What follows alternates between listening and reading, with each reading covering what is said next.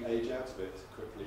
But do you think some of the things that you guys have to do is actually almost sort of lower your expectation of users' capabilities before you start work? You work in these environments where, as you say, people who are experienced in digital, skilled in digital, and you just have the inconceivable moment of, how can you not know that that's what you're supposed to do? That's part of our job, is to put ourselves at the lowest common denominator. I mean, I've been in a big conversation with clients this week about whether they should use DOB for date of birth. Some people might not know what DOB is in a field that's about their personal details. 99.9% of the country knows what DOB is, but you have to, they're the people that we're kind of speaking up for. We're fighting for the downtrodden and the big. They can also surprise you as well, because you can go in with low expectations and almost dumb it down a bit too much for them. So you've got to be really careful with the audience that you're targeting, and you can make them feel, with the tone and with how you've done it, feel a bit, well, this isn't for me. I'm a bit more experienced than this. So that's where you've got to kind of evaluate the content as well. What you were saying about the 3 steps, you didn't kind of mention content there. I know a big buzzword at the minute is content strategy. I think that's a core element, the tone of voice that we're speaking to the audience, in the way we're placing labels, the way we're positioning labels. It's all part of the experience. Often gets overlooked. Okay, so let's talk about some of the different definitions between user experience and usability and that sort of thing. About how much pressures or clients may end up trimming this essential part out of projects. But do you guys have any particular project or particular thing that you've just thought, actually, the usability implications or the user experience implications of planning this project has actually changed the way that we think about it? To anyone really. With me, in my experience, it's always forms that surprise you, because there's a long list of usability guidelines. Forms, you could say that the essential field asterisk has to be here. You should not have things in red unless they're own messages. Blah, blah, blah. There's a great big list. You can buy books on it. It costs £20, £30, all like that. But when you actually put users down in front of forms, 90% of the time they'll do something unexpected. And just knowing that makes such a difference, because generally like navigations and things are fairly predictable, but with forms, I mean, I've had forms where there were 2 fields on the form and then a big button to submit, and we did user testing with 6 people and 3 of them couldn't see the button, and that was the only thing on the page. And we were just literally, behind the soundproof booth that we were just screaming and then it's like, what do we do now? And that's what's really surprising. Yeah.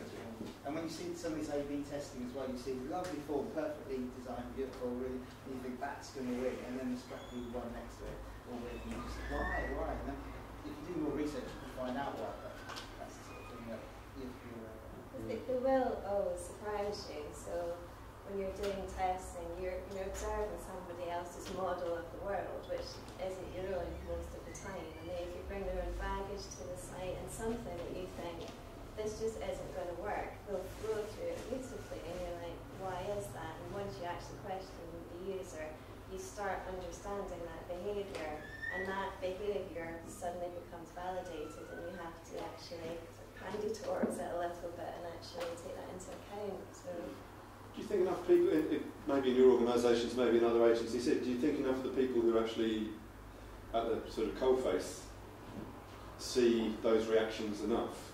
Is it the case that people who are either doing the creative or doing the user interface design, are they actually on the other side of the soundproof mirror banging on the wall? No, I would say definitely not, and apologies to any designers in the room, but I think designers tend to be the worst, because they look at beautiful websites that aren't beautiful by any category, and they think, yes, that works because I really like it.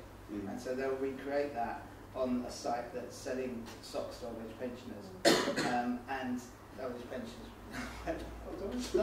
It's a massive horizontal scrolling page and all that kind of stuff. And you get, with experienced designers, obviously, you get really experienced designers, they know this and they'll cater for it.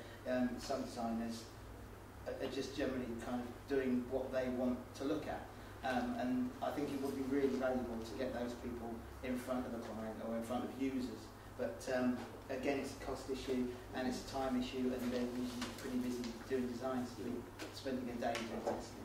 Yeah, it doesn't happen enough, but it's very powerful when it does happen. Yeah, from experience, I've got a design background, and when I first started getting involved in user testing and seeing it from the perspective of the user, it changed the way I felt about how I designed things. I wasn't just doing it to make it look pretty. I was doing a purpose and an intent on where navigation was, where a call to action might be, and how you kind of you put your mindset of the user. Whereas with when you're doing creatives like I call it old school, you're just kind of making it pretty and you're thinking, yeah, I'm going to put navigation there because it tells me to. It's just stepping away from that kind of platform and trying to just, navigation there, and this is nice graphics. I found when I started doing user experience that it totally changes the way you think about stuff, because you I think at every step of the process, like from someone thinking up an idea to someone developing the idea and then design, build, every step of that way, it's really easy to stop thinking, or just to never think about the user and just do the kind of things that you want to do, or that you think would be cool and you think they would like. And that, it's really deceptive, I think.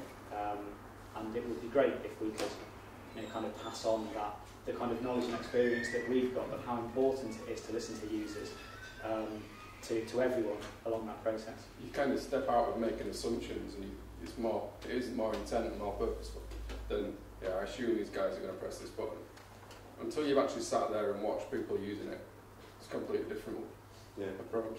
It's quite good for the creatives, for everyone, almost, as creatives. Have you ever been a bit embarrassed by once you've seen people trying to use it? Do you have the moment of going, I see your point, actually? Sympathising with the user. The first few projects when I made the migration from being a designer into kind of the IA phase, you're like, I didn't do that. It's a good learning curve. Yeah. I think even a designer should be involved in that phase. I think we've all got time and budget constraints, and it's an ideal scenario that designers and developers would watch users performing tests on websites and take lessons from that, and wherever possible, that's great, let's do it. But I think if you get the team, everybody involved in the team, designer, developer, techie, project manager, everyone involved as early as possible in the user-centered design process up front, you'll get a better result. And even if they can't actually observe users, that group can absorb from each other and learn, and get a far better result than if the designer is brought in when, for example, the IA is delivered or when the client signs off something. So, as much as possible, what I'd like to do is get the team involved as early as possible at the start of the project, and I find that works a lot better, even if we don't have time to actually observe users. I think it's a very different way of kind of thinking about design for starters. Whereas people always think of design as make things pretty. It's not about making things pretty; it's about making them functional. On the developer side, it's not this button needs to do this. It's you are a user and you are looking to achieve this goal. I think it's because you're sort of goal driven rather than just functionality or sort of, as I said, prettiness. I think it's a very different way of thinking about things. In terms of